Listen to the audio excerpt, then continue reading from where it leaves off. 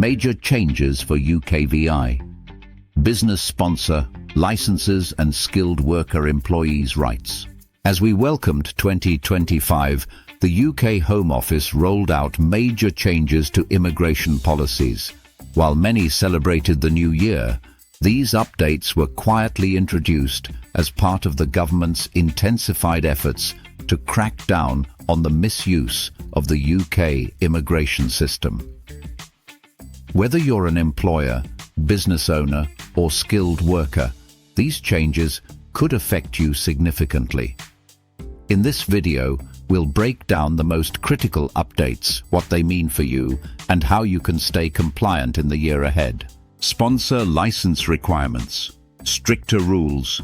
Explained key changes to sponsor license requirements.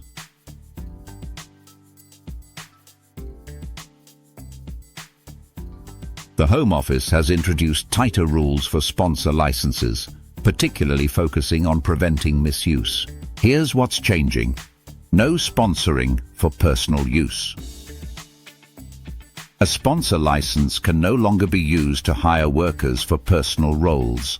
This applies when the sponsor is an individual or household employing someone for personal services. The worker is being hired for the personal benefit of the sponsor or a close relative. Level 1. User clarification. From 31st December 2024, any new sponsor license applications must have at least one Level 1 user who meets these conditions. Must be a settled worker, either a British citizen, someone with indefinite leave to remain, ILR, or settled status. Must be an employee, partner, or director within the sponsoring organization. Previously, this role could be filled by a third-party legal representative, but that option is no longer valid under the new regulations. Financial restrictions for employers. No recouping costs from sponsored workers.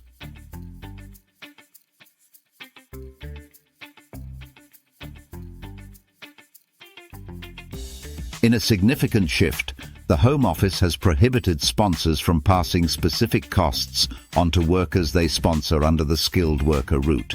Employers can no longer charge workers for sponsor license fees, charge workers for Certificate of Sponsorship (COS) fees for COS issued on or after 31st December 2024, recoup administrative costs for sponsorship services. What does this mean for employers?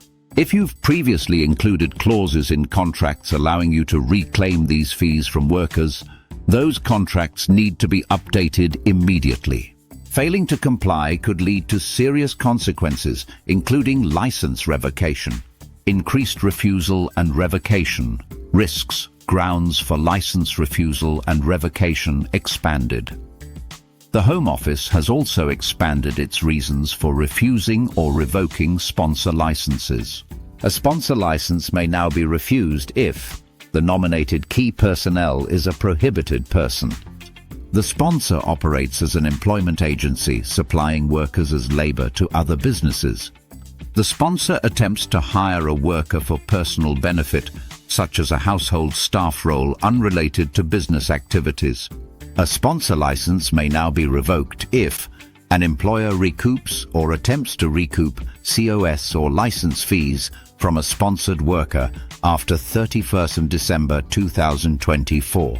A sponsor attempts to hire a worker for a non-business related personal role. The impact. If your license is refused, there will be a 6-month cooling-off period before you can reapply. If revoked, you could lose the right to sponsor workers entirely. These changes emphasize the importance of ensuring complete compliance with the new rules. Strengthened compliance measures for 2025, tighter compliance monitoring for sponsors. The Home Office has doubled down on its compliance expectations for 2025, adding stricter monitoring requirements for sponsors. New compliance rules. Undischarged bankrupts. They can no longer serve as Level 2 users or key personnel. License downgrades. If a sponsor is found non-compliant, they can only be downgraded to a B rating twice in 4 years before facing license revocation. Genuineness. Test reinforcement.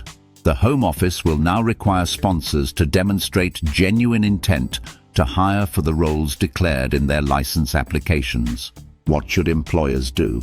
Review all existing sponsorship agreements and recruitment plans. Ensure job descriptions and hiring records are fully accurate and consistent. Prepare for potential audits and spot checks as part of the government's compliance crackdown. Final takeaways. Staying compliant in 2025. What should you do next?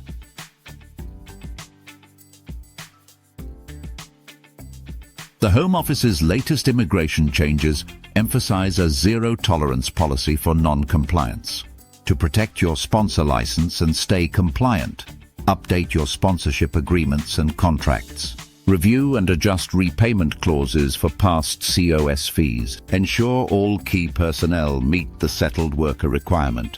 Stay informed about upcoming Home Office announcements. Non-compliance could lead to costly penalties, license revocations, and business disruptions. Stay ahead of the curve by keeping your policies up to date. Employers and employees only use UK-registered immigration advisors to avoid expensive mistakes. Please see links in the description below for links for employers' responsibilities and employees' rights.